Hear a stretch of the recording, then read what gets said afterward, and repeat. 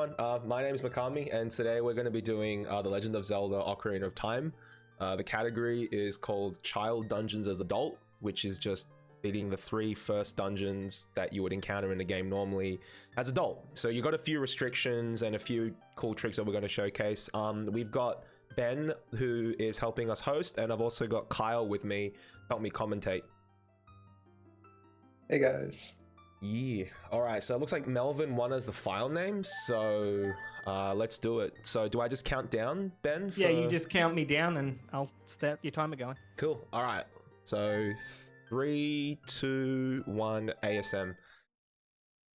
Nice. I hope you guys are having a good ASM. Yeah.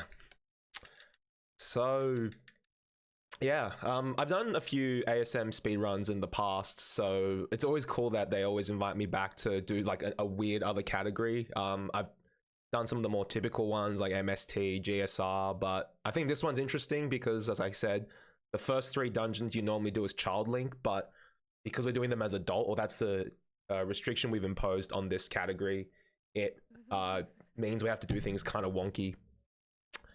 The first thing most people say is, why is the game in Chinese?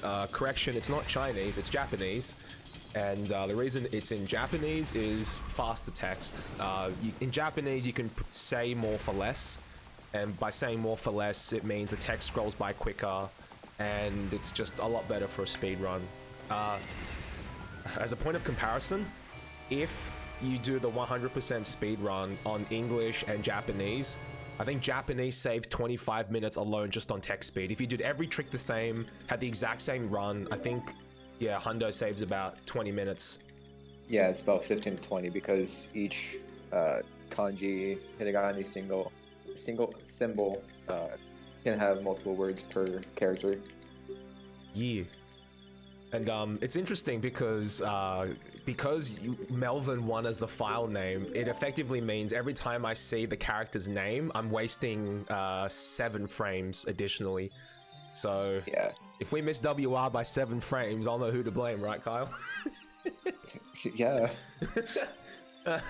I'm joking, it's all good. But yeah, world record for this category is actually 46:47. Held by me, surprisingly. I broke this last night, but I had world record before that anyway, so it's just a PB run. I wasn't intending. You've been having record pretty much since the category was made, really. Yeah. Because like no one else, like Kyle knows, like at the moment, no one else really actively runs this category except me. Because there'll be a set of tricks I do later on, which Kyle will help us explain. When that trick got found and setups for the trick got found, I pretty much jumped on this category and thought, what can we do? And then it seems like, you know, what can we do just became the route as is now. And Kyle's helped me test like all these other ideas that we've had, and they looked promising, but the other 2 ideas that we had, like flag issues, it just didn't work out. Yeah, which is a shame because otherwise it would have been like even faster. Yeah. I had a feeling that a certain version of the route would have went to work because of the title file. Yeah. But I wasn't 200% sure. So G. Okay, so first up, Saria says hello and we say goodbye. There's gonna be little. Yeah, she says hi. We say goodbye. It's great. And she says Yahoo. She's like, hi, come down and say hello. We're like, not bye. The reason we're doing that, well, is because we don't really need to interact with her. But the first thing we're going to do is get the sword and shield, and then we're just going to skedaddle out of the forest. Yeah. I guess something that's not run related is ASM, we're raising money for Beyond Blue, which is a non-profit org that helps people dealing with depression. And I feel like at this current point in time, you know, with what's going on in the world, and especially in Australia at the moment with COVID, people's mental health aren't the best. So, you know, if you can spare a bit of cash, I'm sure Beyond Blue would really appreciate it.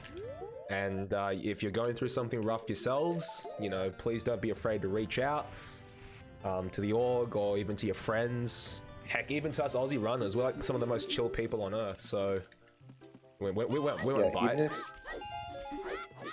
even if you can't donate a huge amount, no matter how much you donate, it still helps greatly in the end. Yeah, Yeah. absolutely. And speaking of donations, we actually have a donation. Ooh. We have received $5 from Tim Trollgasm. Best of luck on the run, man. Super excited for this run. Put it towards your choice. Oh, jeez. Spyro color yellow. Spyro color yellow. You got it. So I'm going to kind of start explaining the first trick we're going to see in the game. So if you remember, our restriction is we have to beat the child dungeons as adult. So this means we have to leave the forest somehow. So what Mikami's going to do is he's going to clip into a guard that we call Pokey. And if he gets the certain trait called West Escape, which is what he's doing now, basically we have a input in the game called ESS position, or Extended Super Slide position. This position has no kind of speed cap, and it just kind of shuffles in place. So if we tie this in with targeting out of water or a bomb, we can keep the knockback speed we get, and we can just slide past on the ground. And if we talk to Pokey, we can clip through him, enter his circle, and effectively skip the whole child cookery section. And the game continues like normal. Yeah, so it's a massive sequence break, and if we weren't able to escape the forest in any way, shape, or form, I think this category would pretty much be impossible. We'd be forced to beat Deku Tree. We could still do the Navi dive. True. Actually, that's a good point. Yeah. We could still do like the Aqua Skip and Navi dive, but if the guard's physics worked a bit differently, that would be our only option. Yeah. So yeah, we've skedaddled past her. So this is the second time we interact with Saria. We got the Ocarina, which will be pretty handy later on. You'll notice with the movement that I'm doing with this run as well, there's not much of just walking forward. There's a lot of side hopping, back walking, and rolling, because those forms of movement are more optimal than just walking forward. They fixed that in later Zelda games where like back walking is actually much slower, but in this Zelda game they didn't bother to fix it. Yeah, so probably speak about movement. So rolling and back walking have the same speed, except rolling you increase your speed and then decrease, whereas back walking, once you hit your max, you stay at your max. Side hopping is actually the fastest movement as child without inputting the ESS, which has a speed of 8.5 for side hopping. The only reason why we don't do it RTA is because you cannot frame perfectly get every side hop. You can't get every side hop frame perfect. So what we do is, if our destination is anywhere between 3 or 4 rolls, we will roll. If it's anywhere greater than 4, we will backwalk it. Yeah, so any tasks you see of this game, you'll see them pretty much just side hopping pretty much all the time, because you can time frame perfect side hops in a task. Yeah. So we're going to do another West like we saw in Kokiri, except this time we're going to do it to Eno Kakariko, because since we left the forest, our friend the owl is going to be everywhere, Hyrule Field. And conveniently, the owl cannot talk to you if you're targeting something in this ESS state, or if your A button is read. So that's kind of weird. But we're going to do a trick called Bound Wall Early. So usually to get into the ball, you need to be adult. You need to be able to go forward and back in time, and you also need to have the Song of Storms. But if you enter the water while during the cutscene, the game gets rid of like the water's physics, so we can just sink right through the invisible water at this point, allowing us to get into the well. Yeah. And the only reason why this is useful in this category is because we need explosives, and Bond Well has bomb shoes. Yeah, so the reason I like grimaced there a little bit was because when I backed up, I almost read the sign, and if I dropped the chicken at that point by reading the sign, they would have gone aggro, and then it would have been bad news, but thankfully we didn't. Yeah. So we're going to do another kind of dive. We're going to do an Ocarina dive. So the way this works is we get ISG again, Infinite Sword Glitch. and if you get it into a hovering state and press Ocarina, you fall. You fall into the you just fall out of the air. But since Ocarina has a cutscene state, it can't load in the next room.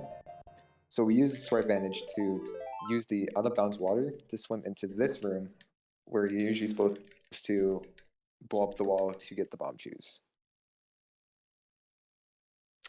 Yeah, so that's early explosives, and as Carl said, us having explosives at this point in the run, in any speed run of Ocarina of Time, everything. Yeah, it breaks everything. But we're gonna go into some like crazy black magic stuff that got found. I want to say almost 2 years ago now, Kyle. SRM. Yeah, it's almost been 2. Yeah. So SRM is stale reference manipulation. I'm going to talk about this now because it's very technical. Yeah. So stale reference manipulation, in a short case, is you move one actor and its data into another area. So what we're going to do is we're going to head to Zora's River and do some heat manipulation to load in a butterfly at the right time in the right place. So first we're going to do a hyperextend super slide, which is just like a Hess, but a Hess is a bit faster with a speed of -18. And all of like these Hesses and Wesses save time over the run, but for SRM we're going to do a setup, very specific setup. So when we grab the Skulltula token with a bomb shoe in our hand, the bomb shoe will blow up. And the way this works is in normal gameplay, you're never supposed to be able to grab a item with an item in your hands already. So we can use this fact to our advantage. And when the bomb shoe blows up, the camera is going to load in the butterfly, and the butterfly gets put into the bomb shoe's state, like its area and code. And we can set this down at any kind of angle we want, and depending on our angle that we give the game and place it on a bomb shoe and exit C up at a certain time, we can get any item in the game as long as we have the correct angle set up for it. And This is some Mikami pausing and unpausing. This is called pause buffering. Basically, if you change your pauses with a 1-frame gap, you can kind of control your inputs kind of like a task would, like frame by frame, except we're doing it more like RTA wise. So you'll see Mikami doing these throughout the run just to help with tricks, really.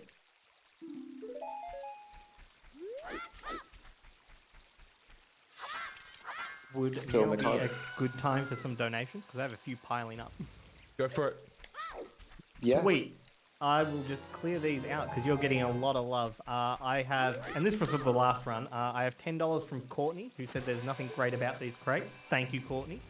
But for this run, I have a $50 donation from Anonymous, who said just add it to the world's hardest game incentive. Thank you, Anonymous.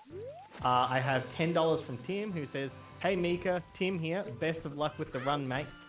Thanks, donation to Runner's Choice, which Yellow. I assume is still Spyro. Spyro Yellow. Spyro Yellow. Thank you, Tim. I have $5 from Rosalind, who says, good luck. Mad hype for this run. I'm more than happy to support an amazing organization. Put this towards Kyle's choice. Ooh. So Kyle, do you have a choice? I'll let you think about that and I'll keep reading. But thank you, Rosalind. And I have another $20 from Anonymous. Thank you, runners, for such a great cause from your mate across the ditch. Thank you, Anonymous, for your $20. And we are getting very close to $10,000 in donations. So let's make that happen. Let's put that to Spyro Yellow. Spyro Yellow, wow. Cool. So, Mikami, what items are we all getting from this butterfly SRM? Well, we're pretty much getting every item that we need just by manipulating this butterfly. I had to redo that hover boots one a couple of times because some items you need to open from a chest, whereas some items, they just appear above your head. And I noticed that with the hover boots just now, I wasn't getting what I needed, so I just had to keep redoing that setup. So from this SRM, we get a Hylian shield for adult. We get some bombs. Man, we get so much. Pretty much what, like the main primary dungeon items of each child dungeon? Pretty much, yeah. We get boomerang early, so we don't have to do like an escort quest for Rudo. We get hover boots to make some stuff easier as adult Link. We get long shot, so we can skip going to Danpei's grave and doing the race. Yeah, pretty much that's the black magic that I was talking about. And when this trick got found like almost 2 years ago, it blew Ocarina of Time like wide open. Like if anyone in chat thought that OOT was like broken as it is already, this just made it worse in that sense. Yeah, and we're still finding a lot of stuff about this game. Like we have a whole decom team just going digging through, and we're still finding more applications of SRM. Yeah, it's insane. Like when SRM got found, it pretty much allowed us to do something called ACE, arbitrary code execution. So the any percent run, which was world record about 16 minutes, that's like 7 minutes now. And the route's completely different, but it's like insane how busted this game is now. And as Kyle said, we're still finding stuff. Like I've been speedrunning OOT for like almost 7 years now. And in the 7 years, like so much has changed with this game. It's insane. So we need to go adult, and we don't have the prerequisites being the 3 stone, Song Time, and Ocarina of Time. But conveniently on the left side of this door, there is a gap that Chilling can fit through with a perfect angle and a backward side hop. This is called Door of Time Skip or Dot Skip. This was found in 2006, I want to say, 2006, 2007-ish. And this changed speedrunning forever, because this means we can finally skip the childhood section, cut an hour off of every run. But this also does also put some heavy restrictions on adult abilities. Yeah. So. But we got through, and it was found by complete accident. I think, like you said, Kyle, people saw that there was a gap. So like people saw there was a gap, but then Sordus, Lincoln, and other Tasser were gonna debut it in a task, and then like 2 weeks later or something, before the test came out, someone else found Minijitsu, and I think Kazooie found actually discovered it and showed it off to people. But we knew we knew about the backward side hop angle. We just didn't know you could actually clip back in bounds for a short time later. Yeah, when that got found, it changed like everything. Yeah. This would also be probably a good time for donations or like a bathroom break. You have like another couple minutes. Also, Robert has a Triforce on his forehead. Look at the forehead. Come on, chat. Wait, what? Oh, Robert's forehead has a Triforce. The polygons the polygons on his forehead make a Triforce. After all these years, I never noticed that. Yeah, I noticed during the OT 100% 3 pause run. Oh, jeez. But yeah, guys in chat, if you have any questions, just throw them our way as well. I've got chat open, so I'm more than happy to answer questions you have about the game, myself, whether we have creepy crawlies in Australia, anything at this point. If you want to see a good 7.5 hour run, go onto YouTube and look up Ocarina of Time 100% 3 pause. It's a good Voltad. If you like those cutscenes 5 times, that's a good run for you. Yeah. Also, fun fact before this run, so these things I'm showing on webcam now, these are like the silicon paddings that sit underneath your controller. Now, right before my run on Thursday, I've had a bit of a mushy A button for a while now, but on Thursday it got really, really bad. So I've actually got like 5 of these from like years ago. And anytime my controller starts to feel mushy, because these things actually split if you press the buttons too much. Yeah. A fun fact, I've gone through like 5 of these in the 7 years, so that just tells you how intense the button mashing is. Completely unnecessary. I just happen to go through that many. I mean, OT speedrunning puts a major tear on controllers, anyways. Yeah, absolutely. With the stick boxes, buttons, the mesh, Yeah. whatever. Ace Bunyan, when did I start speedrunning OOT? The 30th of December 2014. The reason I remember the date was because that's also the date I did my first stream. Many years ago. Yeah, it was like. Do you remember the category? 80%. 80%. Oh, damn. And it was crazy because. We defeat Ganon. Yeah. And like this was I was like so nervous as well. 100%.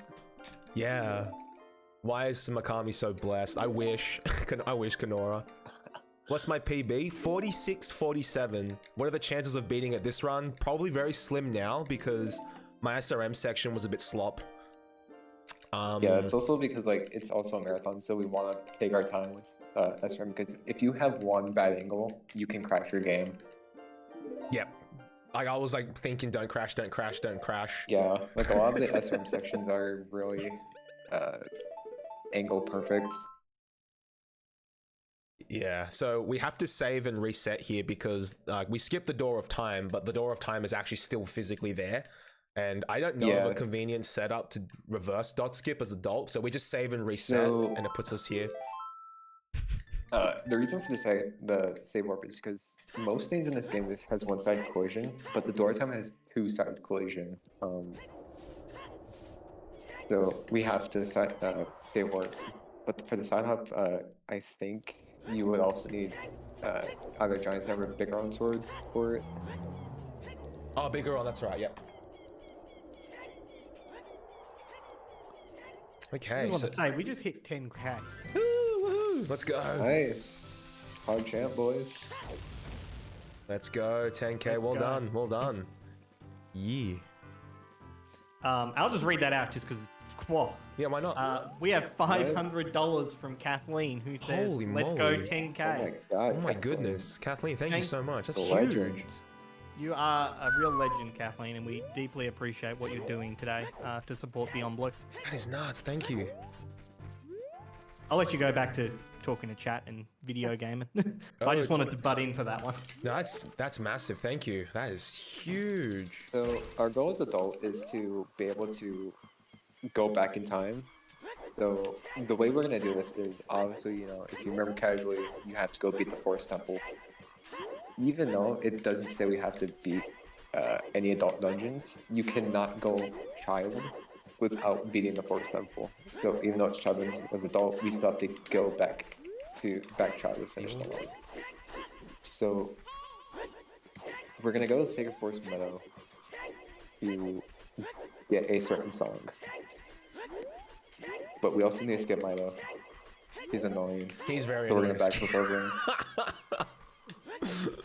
Oh my gosh, you Milo. could Hess past him. You could Hess right through him, but that's Tess only. Is it really? Yeah, it's a one frame let go of target. Ooh, yikes. Alright, time to do down A. Yeah, I don't really know how this trick works, but my guess is that the way this works is you're shielding damage, but taking damage right as you start climbing the ladder. So your A button says down, but you're still like in the ladder climbing states. So you're able to like walk out of bounds on like seams. And we do this to get out of bounds. And when we start out to the right, by the time we void out, we hit the loading trigger to start the cutscene.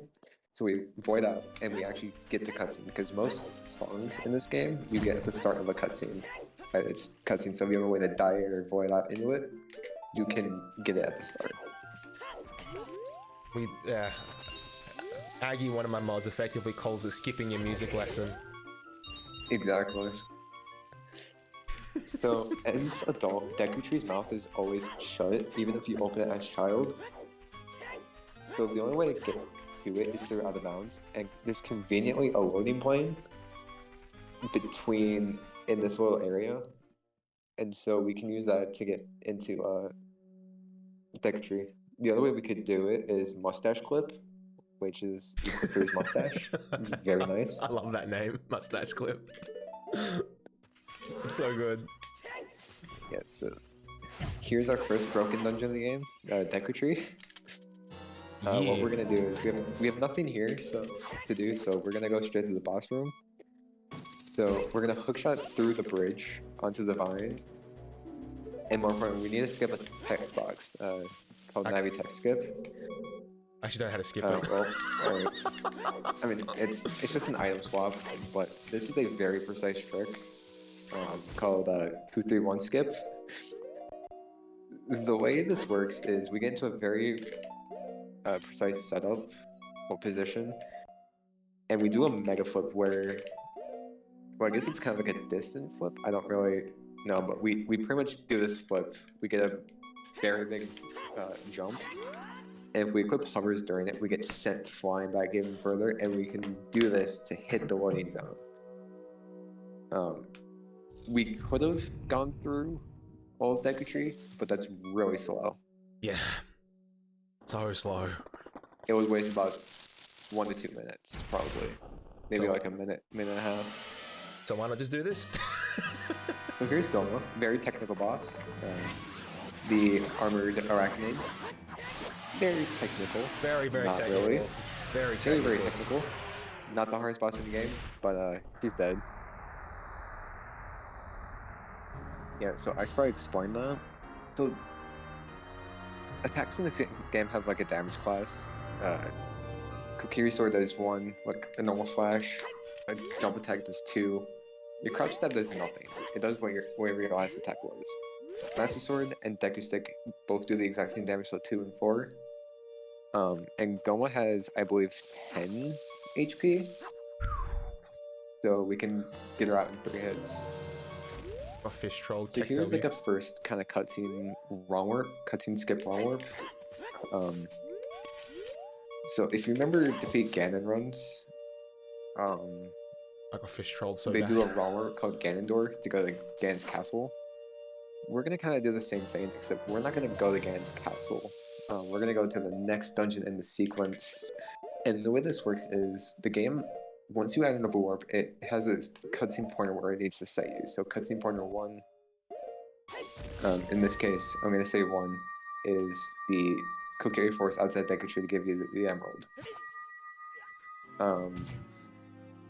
But we're gonna die at the same time. So what this is gonna do is it's gonna take that cutscene value that it's supposed to give us. It's gonna add it to reloading. I believe it's the main room in Deku Tree, and this coincides to the entrance of the Dangle's Cavern. Yeah, wrong warping. That was another big sequence break when it got found. People were just like, wait, what? You can do this? The reason I had to redo that setup was because when I dropped the bomb, I meant to pick up the fish like straight away. So we actually knew about it.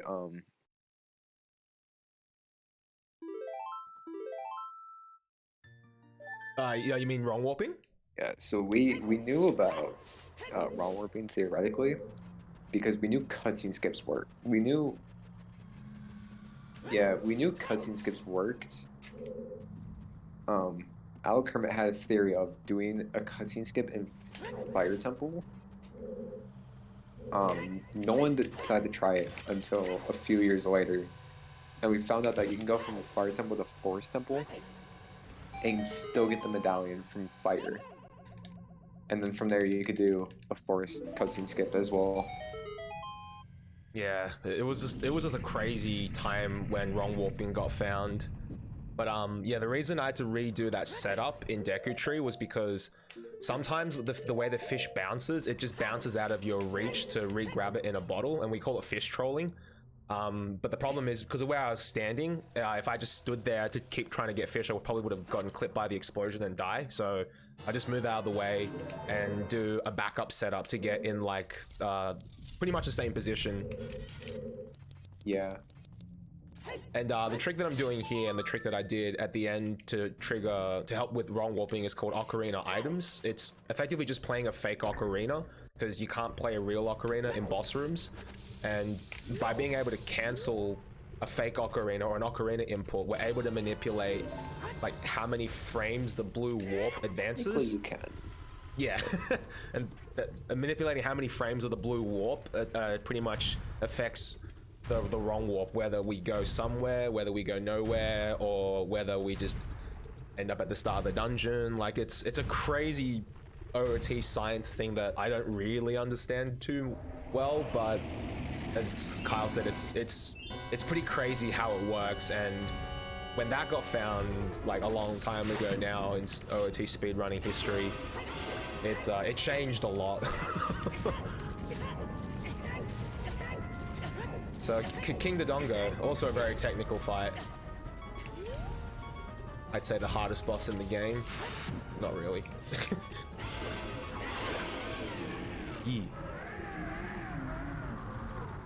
All right, yeah, he's easily hardest. Yeah, for sure, for sure.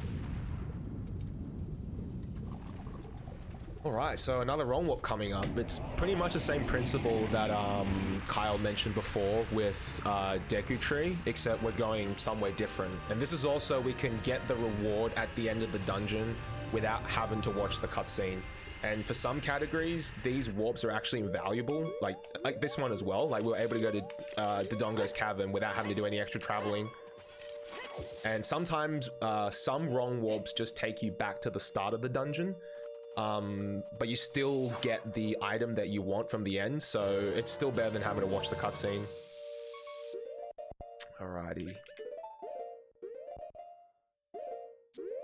Oh, one more.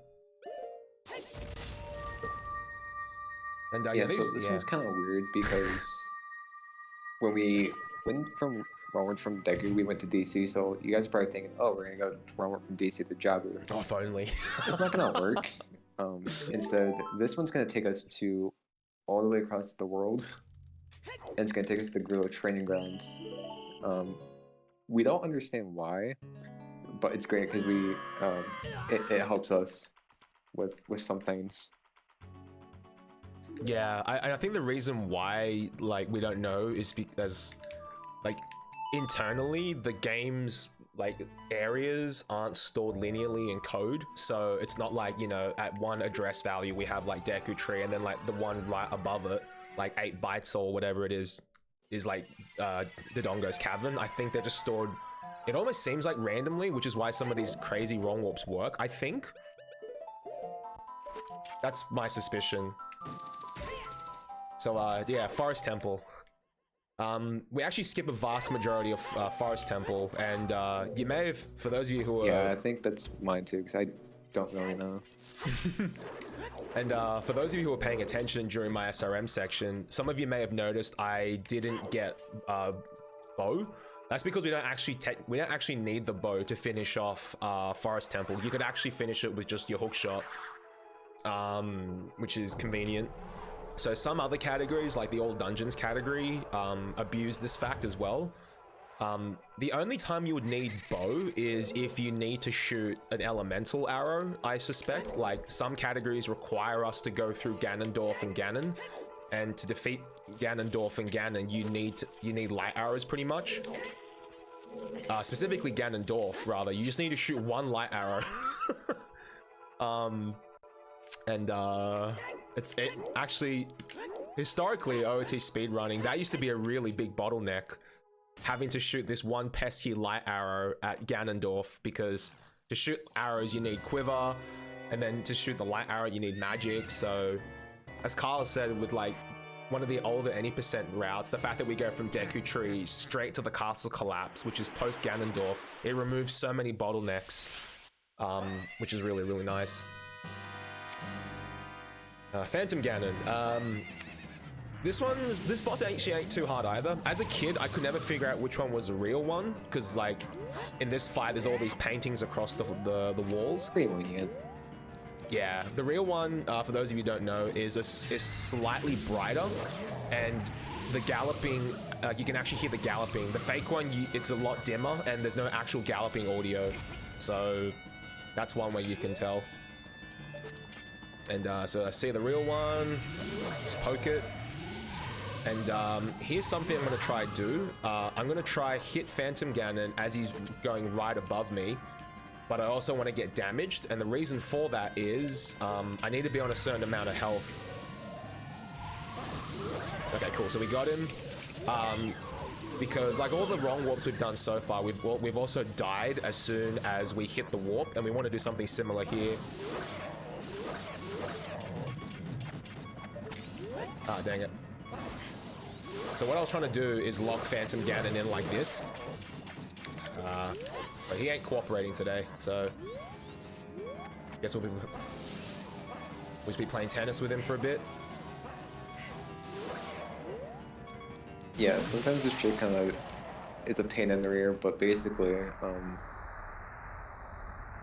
we can use ISG to throw back his energy ball, and if we hit him, we can pretty much run into him, turn around, and start spamming hookshot. And what this does is it keeps hitting. It makes Link's hitbox, like his sword hitbox, keep hitting Phantom Ganon. And when you try to hit him, when he starts to spin back up, kind of deflect. He does like a deflecting animation. And during this animation, he's actually vulnerable. So if you can hit him during that, you can get him back down into the ground. And we just spam hookshot to make this happen.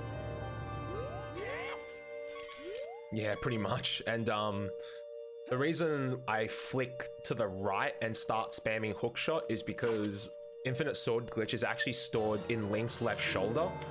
And it's a bit weird because of the physics, but sometimes, as Carl said, it can just troll you like that.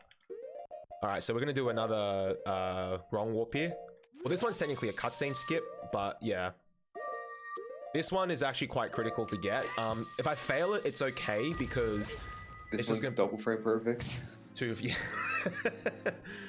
Yeah, so it's a bit scary, this one. But because I've done this trick so many times, I know this one's gonna work. I guess because of the way this trick works is Link kind of spins as the dying animation happens, and just from experience, I know that when he points in that certain direction, I know we're fine. If he turned any less, then we wouldn't have loaded enough frames and I'd have to do it again. If he overspun, I would have to watch the cutscene. So they're the three scenarios you can get from wrong warping. You either don't load enough blue warp frames, thus you don't warp anywhere. And as a result of that one, which was just a cutscene skip, I would have to go back in that room and set it up again and try again. The best scenario is getting the wrong warp. And so we got the forest medallion, but we don't have to watch the cutscene. And the worst case, the other scenario is you load too many frames of the blue warp and you just end up watching the cutscene. That's easily the lesser of two evils, because in some categories, it's a humongous pain to have to backtrack down to the boss room and set it up again. Alright, so we only have one dungeon left, which is Jabu. I don't have Silver Scale to swim down to the exit, but great programming with collision there. We can just clip through like that. And there's a waterfall, which I normally need to play Zelda's Lullaby for, but once again, we can just abuse the programming and just kind of skedaddle behind there. Child Link can actually do that too. You just have to grab the chicken that's right at the beginning of Zora's River and kind of walk up with it, and you can actually clip it. Yeah, it's so good. Alright, so Jabu's the next place. Jabu's actually not too bad. It's just there's a few technical details. The first one is King Zora's kind of blocking our path because we didn't clear him as Child Link. But I guess it's just the way the game programmed the walls. Just by targeting here and then jump slashing forward, we just clip through it. And then we just swim past him. And then this next trick, entering Jabu. Jabu's not here, you know. I don't know what happened to him. It's kind of just like any acute angle. If any two walls make an acute angle, you can clip through. Ah, that makes sense. Yeah, Jabu's not here at the moment, but the developers left his they left his loading zone in, so we're gonna try abuse that. All right. Forward side hop, let's go, boys. Yeah, so his loading zone is above the ice but below the water. So we have to do like some very physics breaking movements. Oopsies. It's alright. I buffered too many frames, so this is okay. I just have to try it again. Thankfully with this trick, it's just if you fail it, you just have to try it again. Which if you're going Also, for like can we PB, get an F in chat for Jabu's death? May he rest in peace. yeah, may he rest in peace. I actually don't know what the game never explains what happens to him. He just disappeared. I guess he got old. World record Santiago is 46:47, which is my PB as well. Got it last night. I think it's just natural causes of old age. I'd say so, yeah. One more frame. Alright, good. So, alley-oop. Hopefully we're in. Yeah, we're in. So we kind of clipped like underneath the loading zone, I suspect. So we've just reincarnated Jabu, just very temporarily. I'll do a safety save in here just in case.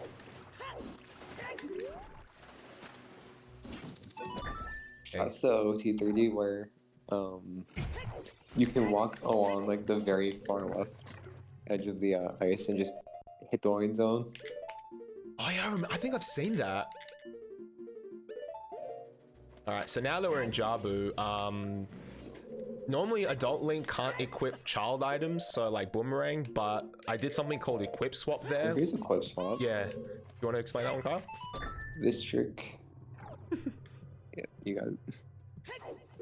I was gonna say, did you want to, I think it's like, yeah, we have like... Sure. Oh, equip swap is a trick where,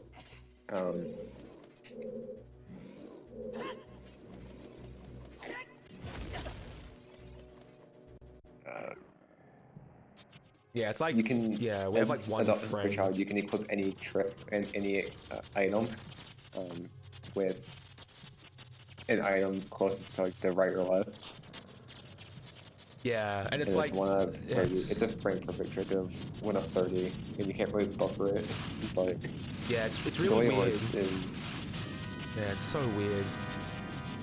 But it's cool because like I think it's like as you screen transition between like your item screen and like a map screen, I think you have like one frame where every item on your menu is effectively equipable.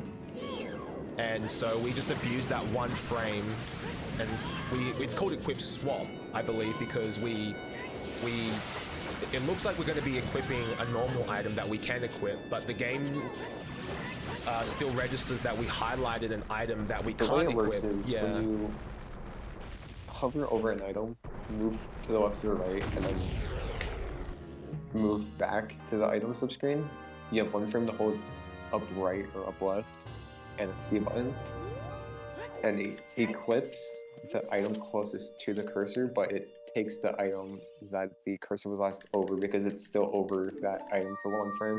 Yeah, so I think the item that I equipped it over was my long shot. So if I try to equip long shot, it would replace the boomerang icon because the game thinks that's the item we equipped it, even though we highlighted the boomerang. And I think this got found almost 3 years ago. And again, this was a huge game changer because for this category in particular, it used to be a pretty big pain to fight yeah, it was Baronade. like 2019. Yeah, because Baronade, you can only defeat like the tentacles that hang off the roof in the boss room. You can only get rid of those with Boomerang. So we'd have to do like some crazy setup of more glitches of putting Boomerang on your B button. And it was just a colossal mess, but this just made life so much easier. So now Rudo's given us the last thing. So we're technically done with the category, but we need to go back as Child Link because the end of this category is when MikamiHero. When Child Link holds the Ocarina of Time above his head, that marks the end of the category. So we have to go back in time as Child Link now. And as Carl mentioned earlier, that's the only, and I think Shadow mentioned it in chat, the only reason if we do Forest Temple is because when you become adult, Sheik blocks the Master Sword pedestal, and she will not let you, Sheik will not let you pass until you defeat until you finish the Forest Temple. So that's why we did Forest Temple, just so Sheik will like move out of the way. So we're gonna do Door of Time skip again, except as Adult Link. The setup is just a little bit different now because, you know, Adult Link being bigger, and we have extra items like hover boots. So we have to do this twice because the first time Sheik will teach you the Prelude of Light. So we hold right in that section. So then we enter the cutscene and void out, kind of like how we did with Minuet earlier. Again, Link skipping his music lesson. So we've got the Prelude of Light now, but more importantly, it clears Sheik away from the pedestal, and we don't have to watch the cutscene, and we just set it up again. But this time, we actually want to go back in bounds.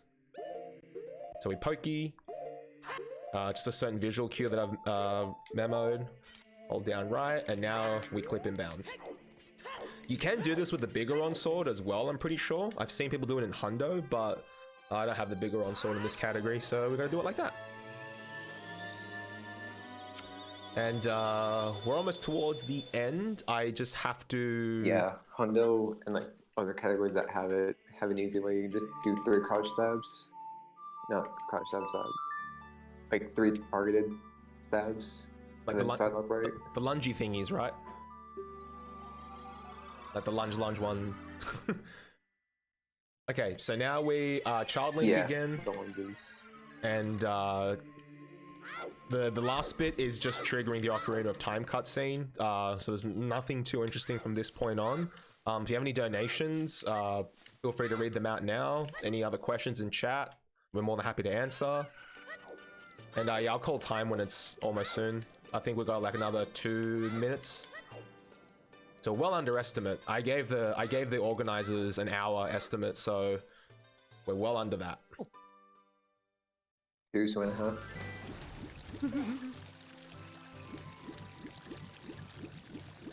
So yeah, the bridge has disappeared because so, we do have some donations, and I'll just read them out real quick. We have $20 from Aggie. Ooh. Mika, what's your favorite OOT trick, and why is it XODQSSJ winky face? I knew this was coming. Thanks, Aggie. There's a long story behind that trick, but that is indeed my favorite trick because yeah, long story. Thanks, Aggie.